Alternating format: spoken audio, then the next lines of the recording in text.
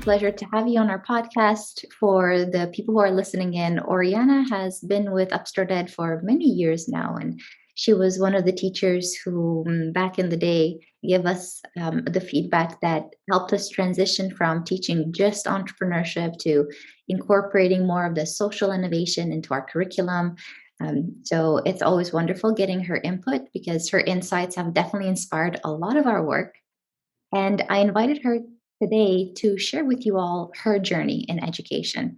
In my books, Oriana is very much an innovative educator. She's always very entrepreneurial, and the things that she engages in the context of her curriculum, her class, and beyond. But I won't keep talking Oriana up. I will just pass the mic to her. And maybe, Oriana, we can start with what did you want to become when you were a child? Let's say, 6 or 7, when we start thinking about our future. So, I've shared a version of this with you before, but I was the youngest of 4 kids. And certainly I'm from a family of extroverted personalities. And I think as a child, quite honestly, I so desperately wanted a platform with which to speak on. And like most kids, I sort of went through my, animal care phase. Everyone wants to be a veterinarian at one point. And I went through a few different sort of iterations of, like living a life outdoors and with nature. But art always played an important role. Sometimes it was at the forefront, sometimes it was at the backdrop.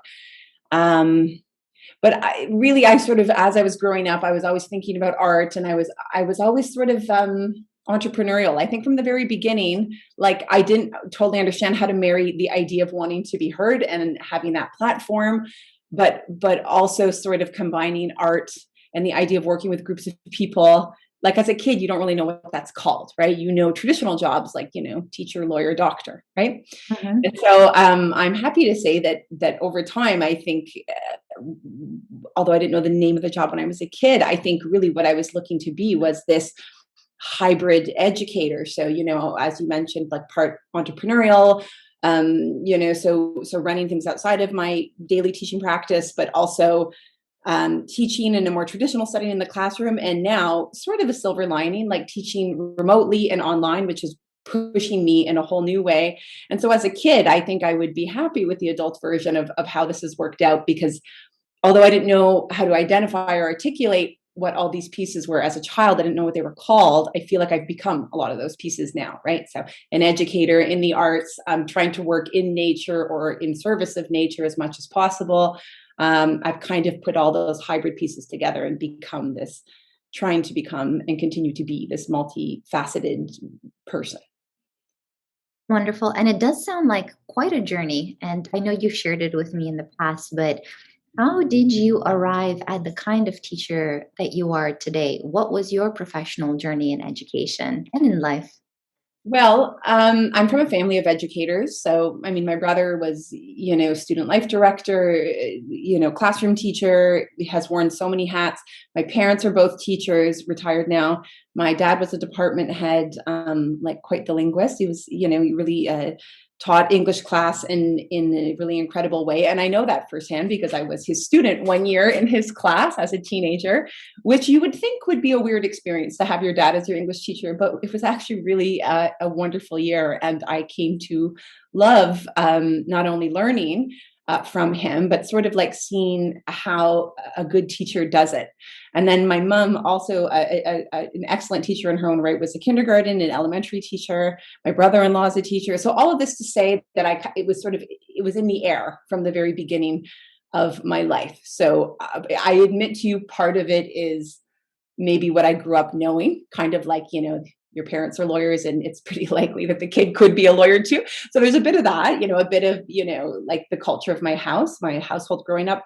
But I think also I just liked that teaching, or so it seemed to me as a child, and I'm finding that to be true now. It's a very active job, but there's so many different possibilities and pieces. So like for someone who needs a lot of action and moves fast, talks quickly, like I like the multifaceted component to teaching. I like that my day can incorporate so many different things. So, my journey into teaching is watching my parents and then trying my hand at teaching as a kid, whether that was a summer camp counselor job or, that's kind of the beginnings of learning to be a teacher and learning to work with people and understanding and showing up showing up for that responsibility of people are looking at you to be an example. So I learned how to do that, better and better over time. I taught overseas a lot. Actually, small tangent, today is my husband and my 10-year anniversary. And we were teaching overseas in Turkey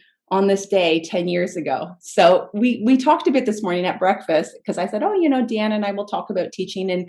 And he said, well, isn't that crazy, eh? Like 10 years ago today, you were teaching, in Tarsus, Turkey, half a day's drive from Syria. And it's just a totally different context. And, you had these classrooms of mostly boys and you were in your mid-20s and what a different life that was. But like all of those experiences working overseas, whether that was in Turkey or we were in Asia for a while, like all of those pieces have come together to inform my practice now as a teacher. What a story, and congratulations. Thanks. Wow, 10 years. It's crazy how much happens in such a well, it's not a short span of time, but if you think about it in the context of a human life, 10 years, it's, you Yeah. know, Yeah. it's a pretty short timeline for so many things to change Yes. and for you to grow in so many different ways. Yeah, indeed. You're right. And you got me thinking about the why. And you mentioned that you like nurturing people, you like guiding people. And I guess I'm curious to know more about what is it that keeps you in teaching? Because you're also an artist, and I know you very much enjoy that process. And my curiosity when it comes to the why has to do also with COVID and the pandemic, Mhm. and what has actually pushed you to stay in education over the past year when things got very difficult, and they still are probably very difficult. What has kept you going? Yeah. That's really fair, and it's very empathetic to say that they became difficult this year, and they continue to be. The truth is, they were hard before the pandemic started too. Teaching's a hard gig. Now, I recognize that there are many, many jobs out there that require such incredible sacrifice. My God, I think about people working for NGOs and going overseas, and emergency nurses. There's so many amazing jobs that I have such crazy admiration for those people who work in those fields. But teaching's always been hard. It's a tough gig, right? So I don't know that the pandemic's made it harder in some ways, but I think maybe to answer your question, what's kept me in the game, let's say, is of course I'm interested in the curriculum, and obviously I want to do a good job and I want to meet the standards according to the province that I'm teaching in, or the country, or the private school I might be working for. But I'm very interested in the underlying curriculum. Some people might call it the hidden curriculum, although I think that terminology is a bit loose, according to context. And by that, I mean, it's like the spaces in between. It's the conversations I have with students before class and after class. Like, quick little story. I had a student email me yesterday saying, Miss, do you mind if I leave class 10 minutes early? Okay. So this kid's in grade 11. Do you mind if I leave class 10 minutes early? I'll just be in the hallway. I won't be far, but I need to do something. It's called a promposal.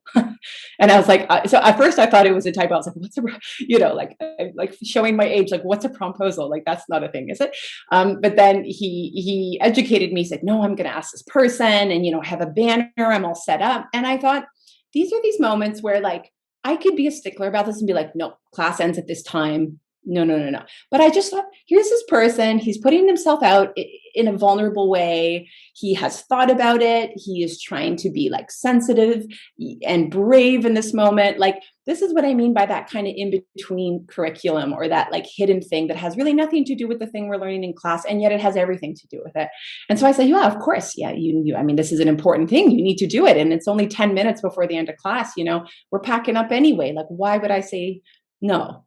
So I think those moments keep me going. That's just one out of 100,000 wonderful growth moments that I have with students or with my colleagues.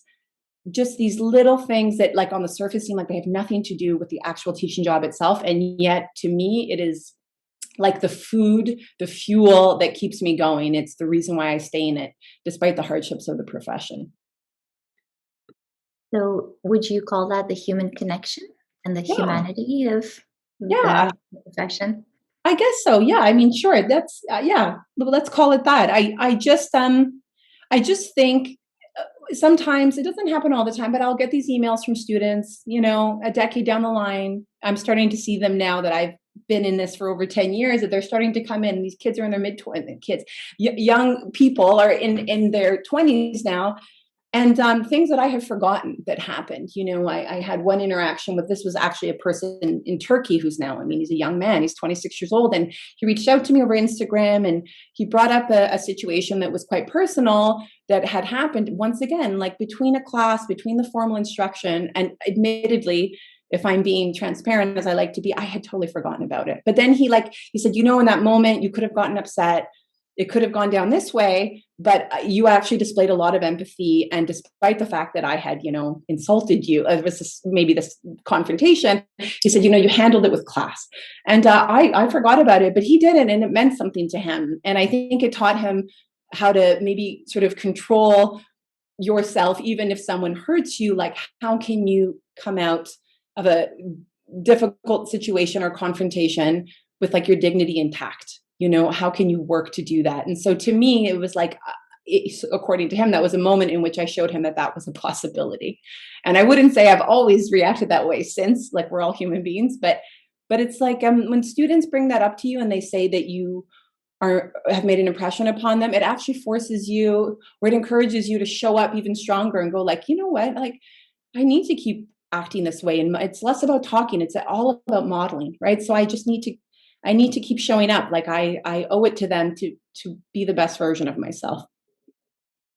And something you had told me when we first met years ago is that we are building or we're forming human beings. Yeah. So that moral fiber is part of the teaching profession, and just helping them become good human beings, active citizens, and individuals who are self-aware, aware of others around them. That is part of that hidden curriculum. Yeah. And I think like, at least I remember growing up that there was that kind of conversation in school a little bit. But I often felt that that was sort of like, even that this term irks me, like a soft skill, as if it doesn't require an immense amount of emotional strength and courage to show up and retain your dignity and to be calm, when it would be so much easier and much lazier, I would say, to just be reactionary and angry or frustrated or defensive, or all those things that to me feel like quick sugar versus like the slow burn, right? I, I think now we're in an era more than ever with so many threats facing us, be they political, social, racial inequalities, continuing to look at gender inequalities, like how that just kind of festers on, environmental, like all of it, right? If we don't work to create empathetic human beings, like, how do we expect that we will tackle these immense challenges? It's not an afterthought. It's not a would be nice to create people that are reflective and deep and rich in thought and considerate. It's not an afterthought. It's not a would be nice. It's not, those are not personality traits that only some of us should possess. I think that has to be brought to the center. And I'm happy to say that I find, by and large, educators and communities are working on that now with young people. And sometimes you feel like you're doing a little afterthought training with adults too, you know? Yes, and I would have to definitely just confirm what you said about the term soft skills. I feel like they're and hard skills, soft skills, they don't work in opposition. In fact, soft skills are human skills. And what we even see in the workforce is, just because someone is performing really well, based on the hard skills, let's say they're very good at processing data, or doesn't necessarily make them a good leader or a good colleague, because those are when that's when the human skills really come in. And human skills influence the level of trust that you can have with that individual. The human skills make you a good colleague, a good leader, and a critical thinker, I believe. And that's where the empathy piece comes in as well. So it's so important to combine both. I think the way that our curriculum is designed, we focus on those hard skills. There are things that we can measure through grades, but the human skills are harder to measure. Mhm. I wonder if that's why we don't integrate them into the curriculum in a more intentional way. Hmm. I think a little bit now. So I'm working on my graduate studies, as you know. We can maybe speak to that later, but I'm sort of trying to unpack now sort of quantitative versus qualitative research methods, right? And it seems that sometimes when you're trying to research something that feels more nuanced or harder to see with the naked eye, so to speak, like, yeah, it's harder to measure. And, I mean, that's the human way. Like, oh, something's harder to do. So we tend to kind of maybe take a step back or avoid, or all those kinds of things that we all have the tendency to do. But then I would also challenge that a little bit and say, like, but really, is it so hard to measure? Like, one might look at a mixed methods approach where, yes, you have your concrete stuff as you were talking about, and then you have things that are a bit more nuanced. And don't we see the results of it, or the findings, like the outcomes of it all the time, when we talk about colleagues that we enjoy working with, or when we talk about students who we feel are so brave and just keep showing up even though it's hard and even though they're not sure? Like, isn't there a way to measure that? Like, aren't we already kind of informally measuring it in our minds when we're building connections and relationships and expanding our network with people? I wonder if it is so hard to measure, or if it's that maybe we just need to work at making better systems to prioritize it, to Definitely. like focus on measuring it. I don't. Definitely. Yeah, and you're right, because nowadays you call it intuition, right? Your gut, your intuition. That's where you feel that sense of trust. But teaching young people those mindsets is so critical. To your point about empathy and critical thinking and the ability to work with others and to listen to others and to use yes and instead of yes but. Um, and the people who have listened to the Candid Coffee episodes before know I'm a huge fan of design thinking, but I will never stop preaching the same thing. Well, not, never say never, but for the foreseeable future, because I think that we also need to be teaching frameworks that allow for that kind of thinking, um, and that allow for maybe even failure, right? Because sometimes we tend to push those human skills away, just focus on the hard skills because the hard skills are measurable. It feels like we can iterate and improve those hard skills, but human skills are in fact the same. It just requires more permission to fail. And I think with the, like, to borrow your term, like the hard skills, you can memorize them, you Hmm. can practice them to death. But what is required of, well, again, we'll use the word soft skills, although I hope that we can come up with a better term, is that each scenario is unique and different, isn't it? Right. So it's almost exhausting. But it's only exhausting if you have this mindset of like if you have a scarcity mindset versus an abundance mindset. Like, you need to adapt, even if it's by 1% or 5% each time, because one interaction and maybe one response and one outcome worked in that scenario, but will it work in this new scenario 10 minutes later? Probably not, because it's a new person, it's a new class. So I think maybe the deal with working with people, or working to champion people, or as you said, soft skills, is that you are in a continuous adaptation mode. And maybe again, that's why people shy away from it, or why people get what I might say is a scarcity mindset of like, nope, this is how I do it, I'm locking it down, this is how I've always done it, I can't possibly adapt. And I'm married to someone who works in a more traditional industry, you know um and sometimes this is something that he shares, because he's always been really, really good at those hard skills, and it's come very, let's say, naturally to him. But he's running up against those limits now, where it's like, this requires the human touch, or this requires this kind of nuanced conversation, and he's feeling it, and we talk about it a lot now. And he's quite brave in acknowledging that he doesn't always have the language or the tools, the psychology, the readings, the background, to really understand how to handle each and every scenario. So, you can be so great at hard skills, but I feel now more than ever, you get so far and then you run up against those limits, and then those all important soft skills show up, and you need to know how to implement them. Exactly. And this is such a good segue into the next topic that I wanted to discuss with you, which is the pandemic and the way that you have adapted, that you've seen educators adapt. And something that's really blown me away is just how entrepreneurial teachers are. Have the capacity of being, especially, and that goes back to these human skills, right? Being entrepreneurial, being resilient, you have to learn that. Maybe it's something that, again, we should be teaching in school just as much as we teach math, science, and anything else. These are the skills that essentially help you persevere when faced with obstacles. And of course, COVID is an extreme obstacle, but we face obstacles every day. And that resilience and entrepreneurial mindset is so key to finding a way to move forward. So, could you maybe tell us a little bit about a little bit about how the pandemic has challenged you to reinvent yourself as a teacher? Well, I was just listening to the first part of your comment, and the importance of maybe prioritizing or teaching resilience. I think the good news is I'm not sure you have to teach it. I just think you need to model it. The few times that I've said, okay, guys, we're all going to sit down and we're all going to talk about resilience and adaptability, it's like eye rolls, checking the phone under the table, Miss Sutorius, God, no. But just little nuanced things. It's like I'm exhausted, they're exhausted, everyone's wearing a mask. We got the vents on, like it's loud in there, it's hot, it's too cold, everyone's tired, we all have to sit 2 meters apart, I can't touch your pencil. It's like there's just so many things, just so exhausting to get through a teaching day.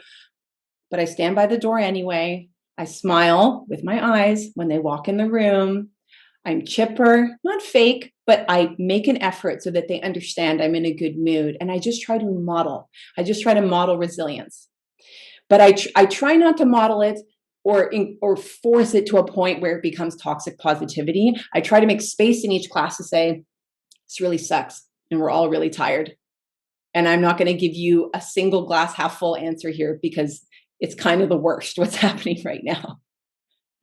So putting that there, we can stick that on the shelf. We know it's there and it hurts and it sucks and we're all tired and this has been a tough year and it's very confusing. It's very exhausting. All the, work from home, work at school, back and forth, back and forth. We know it. What's the next step? What's the next thing we can do? How do we just take one more step forward today to just get through this? So we kind of take a moment each class to kind of acknowledge, or as one of my mentors would say, embrace the suck. But then I try to use the rest of the class to just model a resilience of getting through it. Lots of humor, allowing them to employ a lot of humor. Not focusing so much on getting like every single thing done each class, but sort of co-building with them. Like, okay, well, we didn't quite finish this. What do you guys think? Could we finish it by 5 p.m. tonight? And then you could add it to Google Classroom. Does that work for everyone? And then kind of, doubling down before they leave and saying, hey guys, you negotiated with me to finish this by 5 p.m. So because you've asked for that, I'm expecting that it's showing up at 5 p.m. because that's what you said you were going to do, and you won't break your end of this commitment. So, like giving them enough rope, to kind of be more flexible this year so that they can just manage all these extra feelings and all these extra pieces, but also trying to be firm with some pieces so that there is a framework, there is structure to their day and not just tossing everything to the wind. Modeling resilience as opposed to talking about it, and embracing the suck.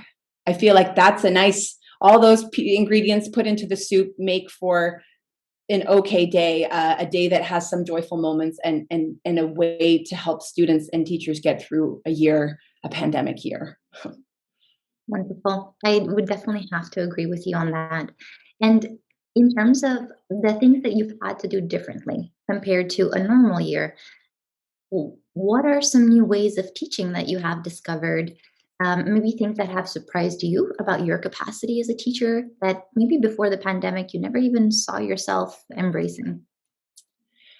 Well, I tend to be an over planner for my classes, and I usually send out a feedback form to my senior students at the end of the year, and every single year, and I'm aware of this as a teaching weakness. They say, "Miss, you try to cram in too many things in a lesson. Can we not do fewer things?" And I get the feedback almost every year, and I think it's a bit of a weakness in my teaching practice that I still need to work on. I tend to cram every lesson full, but this year has just forced me by sheer virtue of like what is possible to essentialize and get crystal clear on what the learning outcome should be for each lesson. So, before I would maybe have 3 or 4 different pieces and we'd get it all in 70 minutes. And I told myself, like, this is wonderful. It's multifaceted. We have quick turnover. And I think often it did work and the kids liked it. And they came out of it, with new ideas, but the pace was fast, and sometimes I think we covered things topically. Whereas I find this year, the pandemic has forced me to teach fewer things, like I said, and therefore it's helped me drill down more deeply into the essential pieces, like the must know pieces for students. It's in that sense, it's made me a better teacher, and it's made me more secure in myself that I can teach fewer things, but do them well, not topically, go deep with them, not superficial. So there's been that. And then of course there's been all the online tools, all the gadgets, all the Zoom and the Google Classroom and the Jam boards and, whatever, the list goes on. I have, I think when I was in high school, I felt sometimes that high school teachers were very reluctant to be honest that they didn't know how to use something. And I think sometimes I still have a little peppering of that, of like, don't let the students know you don't know how to use this like brand new gadget that just showed up on the market 3 months ago. But now I just, you and I had this email exchange the other day. I thought, well, that's ridiculous. It's fine to say you don't know how to use something. I mean, the turnover in apps and products and, offerings online is like, it's like every month, maybe every week. I mean, I can't even keep track anymore. So I think to me, that's becoming situation normal for humanity at large, even if you work in tech full time, to just be on a constant perpetual learning curve. And so instead of seeing that as like something to not share with the students, I now just show up and say, hey guys, I'm not really sure how to use this yet. Let's look at it together. I found some YouTube tutorials. Let's go. And it puts them in a position of being teachers themselves, which they love, right? Who doesn't want to take ownership of their own learning and kind of direct what they do with their days, at school. So this year has forced me to just really being a learner. Like I've always felt I've been sort of a learner in the classroom, and I've shared that with students, but this year more than ever, I've openly, without looking incompetent, but I've openly said like, guys, I don't know, but we got 60 minutes, so we're going to figure it out, And so here we go. Let's all just struggle together. And it's ended up becoming fun and comical and, oh, what does this button do? And okay, so I wouldn't recommend that every class, but I think the students respect that because we preach honesty, and we just, what we said before about good values and creating empathetic citizens. But again, like if you want them to be honest people, like you have to be vulnerable yourself. It's just the way it goes. It's a reciprocal thing, right? Exactly. At a very human level. And I remember when we were doing the accelerator back last year before the pandemic, we would actually say to students, hey, these are some resources that you can use, some tools. These are more beginner level, advanced. You tell us what tool suits you and where you want to develop. And some teams would go for the advanced tools, and some would use Adobe XD or something a little bit more standard or simple, or they would just do paper prototypes. Or at the end of the day, it's not about prescribing a tool, it's about the end outcome. Like, I need this end outcome from you. I want you to show me how your product works, or uh, explain to me how your idea works. If in that process you want to learn that new tool and add it to your toolkit, awesome. That's, even better. But at the end of the day, different individuals respond differently to different tools, and allowing students to own that part of the experience, I think is very empowering. And if anything, it encourages them to continue exploring and discovering new ways of producing that end outcome. I remember even for us in the beginning of the process, they would come to us and ask us, what exactly do you need me to do? Can you tell me step by step how I arrive at that outcome? And having not been a classroom teacher myself, I was very confused about where that question came from. Because as you grow up, you're usually presented with a problem, you have to figure it out, so you kind of unlearn some of the things that you learned traditionally in school. But the more that we develop those muscles at a younger age, we find that the students become more entrepreneurial, and the whole learning journey becomes more fun because you're owning that process for yourself. Right. And not seeing, side steps or supposed failures as failures, Yeah. even just kind of maybe redefining that word, or at the very least, if not redefining it, just making it less taboo. I'm working through this right now with my older child, and she's so terrified of failure or getting it wrong. And I just thought, like, this is not something that my husband and I are prescribing to her, but it is showing up. I mean, and again, by and large, her educators are amazing people. It's just it's just showing up, even in the most nuanced ways at school. No, that's wrong. Here's some red marker over here on your paper showing. But again, kids have to understand that you are going to get things wrong, and there's going to be red marker or pen on your paper. That's like, and you need to develop some resilience there to like not get a gold star for every little thing you do. That's true. But where's that balance to also just champion like risk and say that it's fine, or even maybe give a gold star for messing it up, and being able to explain how you messed it up, and being able to put a pitch out there for how you might get it right the next time. Maybe that's where the gold star comes, as opposed to getting the whole thing right. Now, again, does this work for subjects where there is a right and a wrong answer? Math, maybe some science, maybe not. But I think in other subjects in education, yeah, that more sort of inventor's mindset or explorer's mindset is something that's so important, so important to teach and to model. Like I said, really primarily to model. Exactly. And I'm thinking even in the case of math or science, maybe taking a just a beat to understand what is it that I don't understand in this context. Because especially when it comes to these subjects, we tend to keep pushing students through the curriculum, and sometimes they lack the foundations or just the foundational understanding, some key concepts. I was like that in science. It's just at some point it just became too far gone for me to go back to the beginning and understand how some basic concepts work.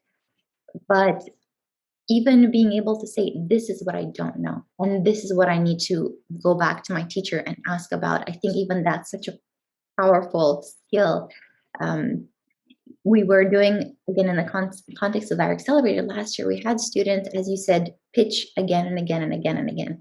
I know you have your dolphin tank coming up very soon. Something we were doing in past years is we had them present at the end. But last year we had them presenting every 3 weeks, again and again and again and again. And they would get feedback. They would get feedback from us, but also from one another. And then they would give feedback to their peers. And they got so excited about this process that even when the accelerator came to an end, they were coming back for feedback. And we were saying, well, the program is over, but it was that shift in mindset from I'm going to be judged in a moment to wow, I'm going to be given, some tips and tricks of how I can do this better. And when you transform that mindset from criticism to I guess it's that shift from I'm critiquing to its constructive criticism, but you see it as an opportunity to get somewhere new. And what we started doing with them at some point down the line was even before they got the feedback, we asked them to do a self review, you know, present it, go through the process of where do I think I need to improve, and then present and validate, hey, were my assumptions about my work correct? Is this where I got the feedback? Is this where I need to improve? Just to build that additional muscle of self awareness. And at least that's a process that has worked in the context of our programs, the accelerator at least. But I would love to see that more often inside the classroom, as opposed to just having the teacher say, "No, this is wrong," and now we're going to move on to the next topic. Like, I've done all the corrections for you, or this is wrong, Yes. or this is wrong. We don't have time to go over it in detail, and now we're moving on. And then that's when, the monster of overwhelm starts. And I think what's so debilitating about what I call the overwhelm monster is then you stop being clear on specifically what you don't understand. Like, the monster still gets me from time to time, and I sort of go like, like I, and then whatever, and then shame sets in, and you're like, I'm incompetent and I don't know all these things. But then when you kind of take a breath and like take it down a few levels, you go, no, hold on, it's not so scary. You don't understand like three things, and you're calm now, and you've identified what the three things are you don't understand. So all you have to do now is tackle the three things one at a time. And maybe you can only do one today and one tomorrow and one the next day. I don't know. Or maybe you only know how to answer one by doing some research, and the other two, you're just going to need to ask for help. Like, I think it's like slowing down, like the monkey that's loose in our brain. That's like, yeah, you'll never make it. Everyone knows you're, that imposter syndrome monkey, to just saying like, can we not just pick apart, or unpack, let's say, what it is we don't understand, what it is we're overwhelmed by. Like it, yeah. So as you said, yes, that should be taught more in schools. Although again, I will say that in the schools I've worked at, I do see that happening. I think it's a slow emergence of it in some subjects, but it is showing up more.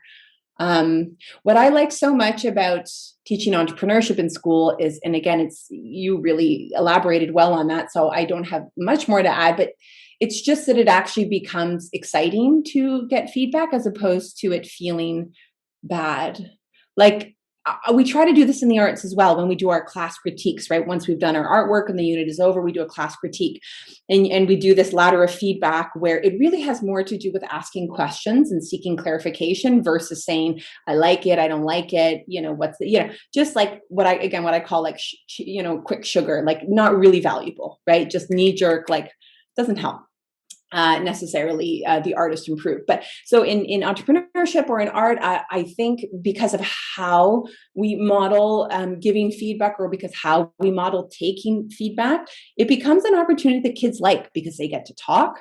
I tend to, like I said, not be the sage on the stage, right on the side. I kind of kick back. I mean, I sort of mediated a little bit because, there are the boundaries of time and, the bell for the next class and the whole thing. But it really kind of takes off. And I find every time we do it, they become more seasoned at taking the feedback without feeling threatened by it and giving valuable feedback, rich feedback, things I wouldn't have thought of. And like you said, it kind of continues on even after the fact. Between classes at lunchtime, you hear them still talking about it. I had a kid over the March break send me a TikTok. And her message said, Miss, I'm not sure if I'm supposed to send teachers TikToks, but I found this thing. And I remember we were debating about it in class and I saw it on TikTok and I just wanted to share it with you, which says to me, she was thinking about it in her free time over March break and she was grappling with it. So like, that's wonderful. So I said, whatever, after the fact, oh, great. Thank you so much for the TikTok. I told her parents and they were happy, but that's so cool. It's so cool that like a kid feels so safe in your learning environment and so at ease with grappling and debating and respectfully disagreeing that like they find things on TikTok and then get excited and share them with you. That's cool, Absolutely. Every time you talk about the relationship you have with your students, and I've told you this before, I keep wishing that I had you as a teacher when I was in school. Well, it's not perfect. Like, But you're human, and that's what I really enjoy is, and I'm trying to think back to who are the teachers that really marked me, and I always go back to my coach in high school, my high school coach in Tanzania, Coach Bahati, and I remember trying to play basketball for the first time, and I would shoot the ball at the hoop, look ridiculous, and I would miss and say, "I'm so sorry." Miss, I'm so sorry. I'm so sorry. And I kept missing. And he said, Diana, there's nothing wrong with missing, but stop apologizing for it and start showing up to practice. And he really taught me that mindset of the growth mindset and just to be resilient and to keep showing up and stop apologizing if things don't work out. It's part of the learning journey. And he was very kind of frank and very human with me in that interaction. I will never forget it. And I've had so many teachers that I've appreciated and loved because they've taught me to love different types of subjects. But the way that coach approached me and uh, spoke to me on a very human level about what it means to fail or to try and to learn, that marked me. And so that's why going back to you and the kind of relationship you have with your students, I think it's so valuable. Um, and yeah, I wish I had you as a teacher. that's very generous. Thank you. I was just thinking about you and you were mentioning your coach. I think in those moments, because I find myself, I don't do it as much anymore. I've gotten more self-confident with this, but the I'm so sorry, which is a thing that many of us do, particularly women do it. And is it that you're so sorry, or it's a question, I'll see what you answer, or is it more that what we're saying in those moments is like, oh my God, I've created shame in this situation, or I did something short of the right thing, the right answer, the getting it in the hoop, like it was not perfect, and therefore there's shame here. So, and like it's not acceptable to do things incorrectly. It is not acceptable. So therefore I'm so sorry. Like we're not really, there's no reason to be sorry, but and yet we say we are. It's like a knee-jerk thing that comes out of our mouth because it's like, I have not done this correctly, and that is frowned upon to not do things correctly. So I'm so sorry. Yes, absolutely. It's definitely associated with shame. Yeah. And that's so sad when you think about the fact that when you don't get it right, it's shameful. And I I'm so, in a sense, we talk about how the pandemic has delayed students in terms of their academic performance and missed the mark on the curriculum. At least I hear that feedback from teachers. But at least it's created this space for social emotional learning and creating that psychological safety that maybe before we weren't paying as much attention to. We were going through the motions. But this year has really forced us to slow down and create that psychological safety, just be more kind with ourselves, and because teachers have to do that, and so students have to do that too. They learn to do that, and that the kindness to oneself, um, and even giving oneself the permission to not be perfect in an academic context, I think it's going to be very beneficial in the long run.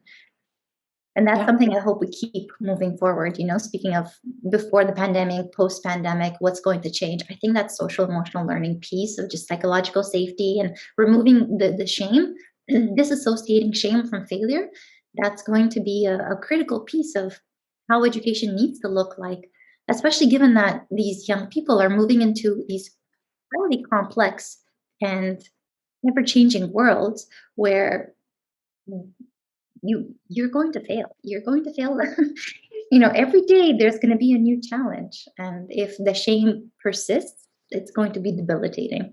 Is. And there are moments when maybe shame serves its purpose, if Of you're a course, of path or something, but maybe course. it's an important piece there, depends what you've done. But I think that shame is just not productive. You can feel it to a point because maybe sometimes it's necessary for you to process something that has happened, or that, like, I'm not trying to deny the existence of shame. I'm just saying, at what point do you need to ask yourself, like, okay, so I have felt this, I've moved through it. What's next? And I just, like, again, I appreciated that you were vulnerable and shared that experience with your coach. Like, I work on this with my daughter about actually just going back to sorry for a second, that sorry is a really powerful, beautiful word, especially when you say it without any extra clauses. I'm sorry, or I'm sorry, but here's the content, like as if you're somehow trying to defend your action. Like, just sorry, beautiful, naked, pure on its own, without all the extra jibber jabber, is really powerful. And so I try to say to her, you should use sorry sometimes. And sometimes there is a reason to be sorry. But sorry is so special. You should keep it for when it's really warranted. Don't treat sorry with lack of care. Don't just throw it around for every little thing. I mean, again, that might be a bit Canadian with, if someone slams the door in my face and I say sorry, that's ridiculous, right? But so some of it's cultural, but I try to now in my late 30s treat sorry as a little bit more precious, so that when I do need to use it, I had to use it earlier this week with a colleague. It was heartfelt. There was eye contact. I slowed down my voice. I didn't create all kinds of conditions around it of like why I had done what I had done. I just said, so and so, I'm sorry. Dramatic pause. And I think this person was like sort of a little taken aback, because I think often it's like, sorry, but sorry, this, we just overuse it and it becomes meaningless. So yeah, like, just back to your point, save some things for a different conversation and avoid the sorry. Don't use it. It's not the right moment. And when you want to use sorry, make sure it's a meaningful sorry. Yes, I would agree. I really like the way you explained it, that it's something precious and you need to know when to give it at the right time. I'm going to reflect on that because I never really saw it in that context. But yes, I feel like we are inclined, especially you said women are always inclined to apologize for the smallest things. Hmm. Something to reflect on. That's a big conversation for another time, another candid coffee. Exactly. That's definitely a good topic for a candid coffee.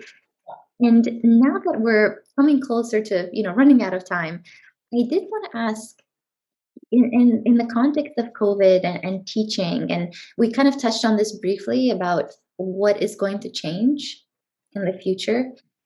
Do we want to go back to the way things were? Yeah, I'm pretty sure you're going to agree to say no, not everything was perfect before, but what are some lessons that we can take with us moving forward from COVID in a teaching context? And this may be the human skills that we discussed, not soft skills, but the human skills that we discussed, or even the technology pieces. We didn't touch on it in this episode, but you've had to do a lot of blended learning, online learning, hybrid learning in the past year. So let's say by the fall, everybody's back inside the classroom, the vaccines have gone out.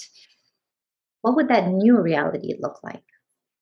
Well, every school is different, and I think that the resources available to each school or each sort of, community is different. So I don't think my answer can be classed as an answer that would maybe meet everyone's needs. But in my context at my school, no, I don't think distance learning should go away, and I certainly don't think the integration of more technology should go away. I just think that we've used it at times reactively, because this is how it went down and the pandemic showed up and we weren't prepared. And so there was a lot of sort of building the plane while flying it this year. So moving forward, what pieces of technology can we keep? I think a window and opportunity has really been opened for us if we choose to see it that way.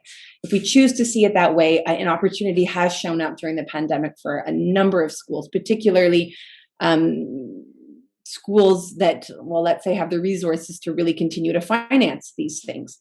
An opportunity has opened up for all kinds of things to happen at different times and different hours.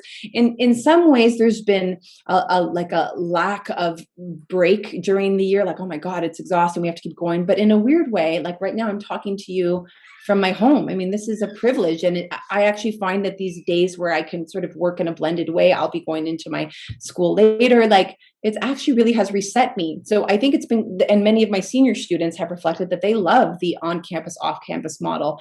So I'm not saying we shouldn't, and I realize that presents its challenges with parents and families or younger learners, for sure. I'm not saying it's a blanket solution, but maybe we shouldn't throw away everything.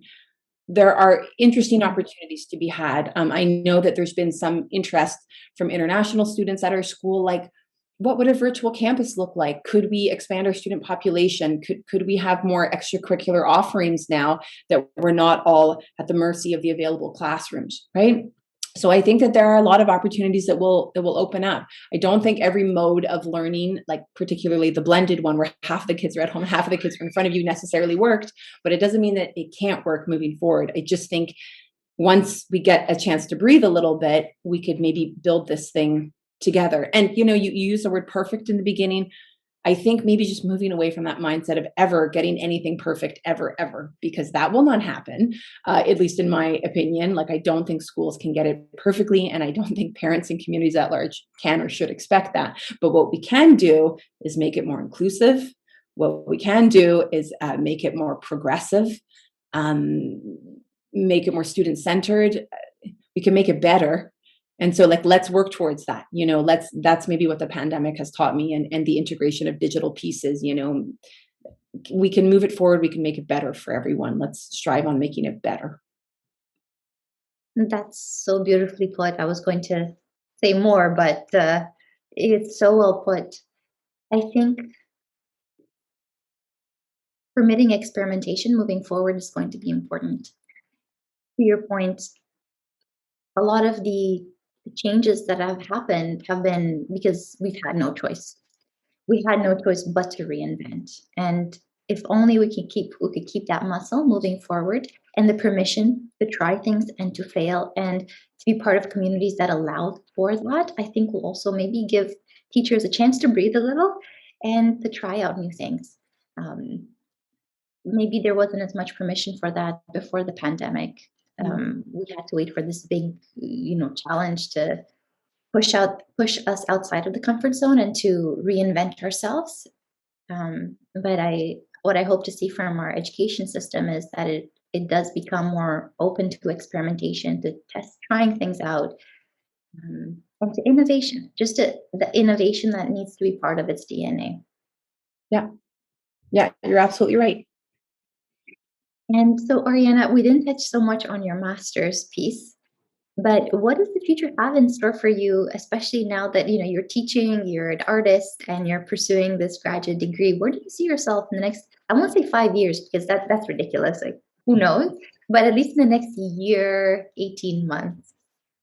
Well, ideally, I'd be, 40, maybe 50% into this master's work. I'm currently at the University of Ottawa in the Master's in Education program, focus in teaching and learning, and sort of sub focus in um, how can I best integrate digital technology into arts education, and how can it live meaningfully in art classes and design classes and media classes. So, I mean, using technology in these contexts is not a foreign thing. We did it before the pandemic, but I don't know that I was always as intentional with it. I think I was using these pieces more as a sort of reactive tool or an afterthought. But moving forward, I'd like to be on the front end of helping to design, or helping to inform the design of meaningful tools for art educators. Because once again, speaking of like core curriculum versus, would be nice, or, this is another term that irks me, but like options courses, like as if it's an option to not learn to really understand visual language and how to understand symbolism, whether that's advertising or, mass media, like popular culture, high art, like all the feminism, all these things, like all these visual symbols, like as if it's acceptable to send students out into the world post-secondary without having a deep training in how to decode the visuals that are inundating them all day long. So to answer your question, I'm really looking to get into a master's research piece that would help empower me and help me make the case for the importance of art education in the 21st century, and that now more than ever, like we need creatives at the table. We need creatives sitting at the table in all different industries, helping to not just inform the aesthetics of a product or a service, but to really look at the importance of, all things visual design oriented. Yeah, innovation, like the word you use, to just kind of help move that needle forward for human progress. That's sort of the big piece of what I'm hoping to do with my master's work. And I guess in the next year, yeah, to be halfway done the master's, to continue with my department head work at my school, to keep talking to you because I learned so much from you and your team at Upstart Ed, and to just keep showing up for opportunities and saying, hey, like, how can I help? I'm here to help. I'm new. I want to learn. Like, I'm hungry to learn. How can I help? That's what I see for myself. That's wonderful and very exciting. I'm eager to kind of keep track of your journey and learn from you. And if we had people on, who are listening, who want to actually see some of your work, where can they go and find it? So, I mean, you can always look at my Instagram, Oriana Sutorius Art. I do post some of my art and commissions and things that I sell, but I also sort of post, educational musings and other things that I do, sort of within the realm of like my hybrid identity of, entrepreneurship, constant DIYs. I just feel like my whole life is one big DIY, right? Just a lot of showing up with raw materials and hoping to construct something. And now increasingly, I'm starting to put my master's work on there. I also have a website, orianasatoriusart.com. And honestly, I'm at St. George's School of Montreal. Just throw me an email. I'm casual. I will respond.